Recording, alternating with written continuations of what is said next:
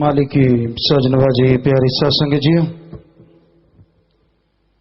वो मालिक, वो अल्लाह, वो वाहिगुरु, वो गॉड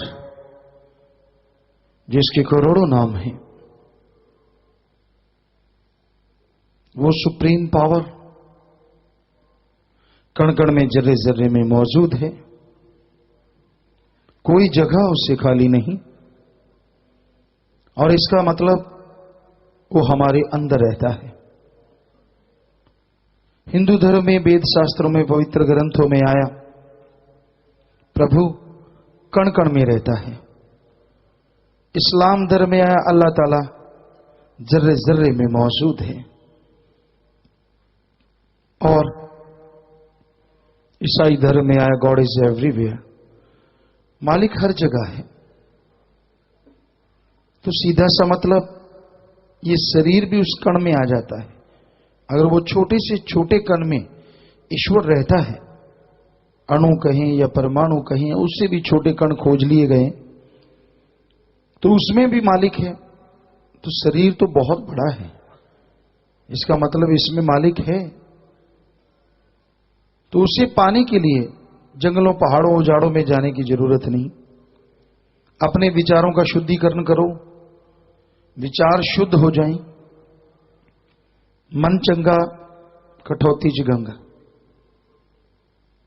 इंसान का अंदर अगर साफ है, हृदय पे कोई मैल नहीं, तो वो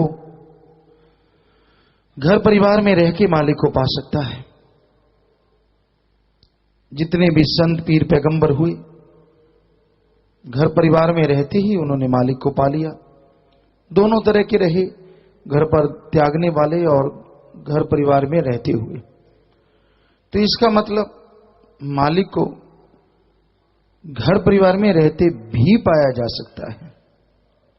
पर बात है इंसान वचनों पे सही रहे, अपने विचारों को शुद्ध करें, ईश्वर का नाम जपे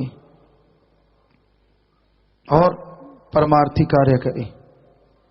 जितने भले काम करेगा, जितने अच्छे नेक काम करेगा, उतना ही मालिक के नजदीक होता चला जाएगा।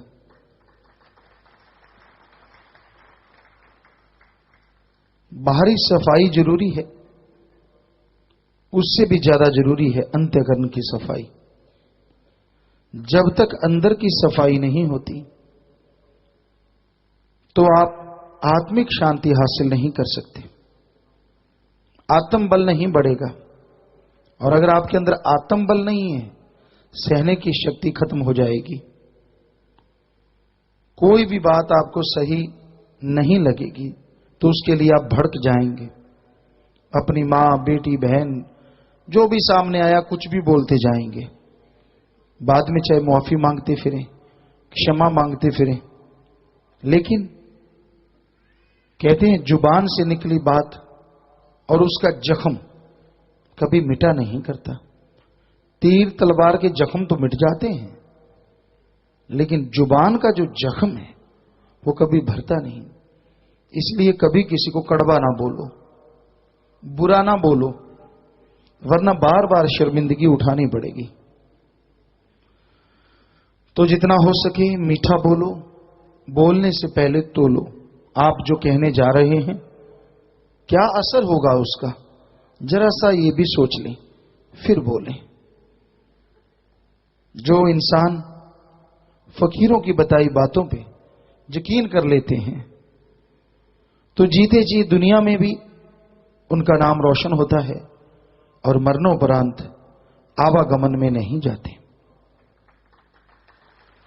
फकीर as a guide, as a teacher, as a lecturer लोगों को गाइड करते हैं कि भाई ये है मेथड, ये है युक्ति, ये है रास्ता, इस पे अगर चलोगे तो मंजिले मकसूद पे जरूर पहुंचोगे।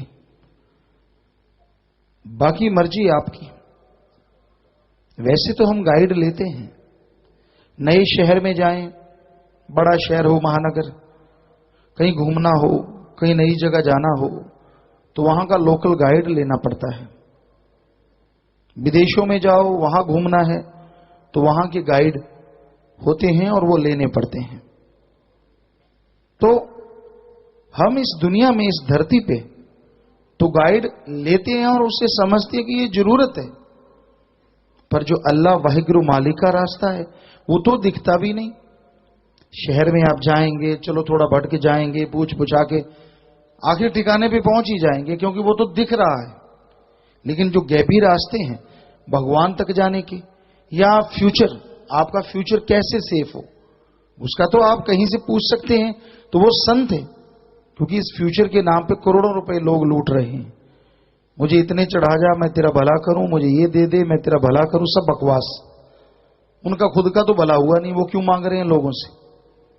अगर वो लोगों का इतना ही भविष्य बता सकें तो फिर मांगे क्यों? खुद का भविष्य अरबोपति बन जाएं और मांगने की जरूरत ना पड़े। लेकिन वो तो 100-100 रुपए में लोगों को अरबपति बना रहे होते हैं।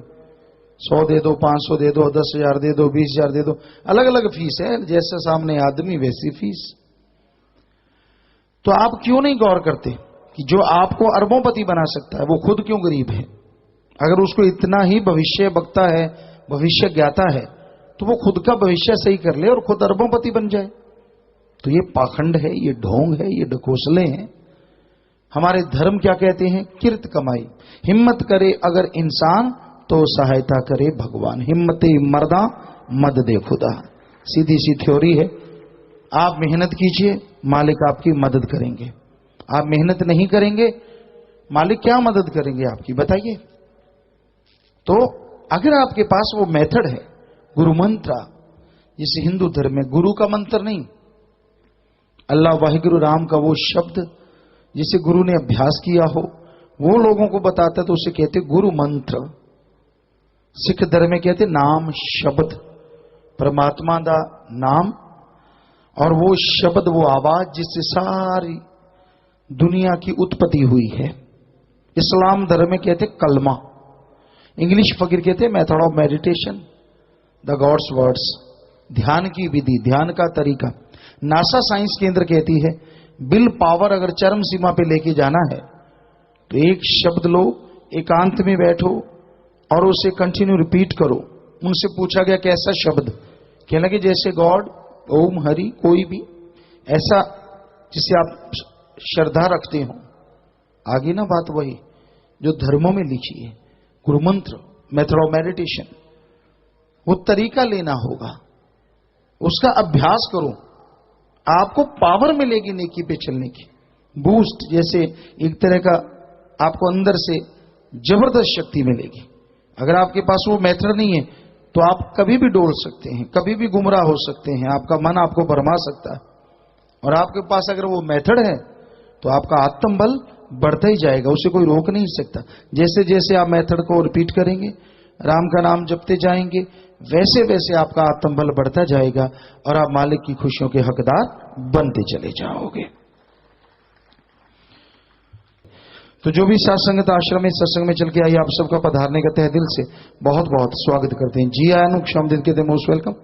अभी थोड़ा समय इस तरह प्यार मोहब्बत से सज रहिएगा, बैठे रहिएगा। उसके बाद जैसा आपका विचार, जाने का समय साधन के अनुसार जा सकते, रहने का जैसे सेवादार भाई बताएं, रहना, सेवा करना, आराम करना है, पर थोड़ा समय इस तरह प्यार मोहब्बत से बैठे रहिएगा, सज रहिएगा। जी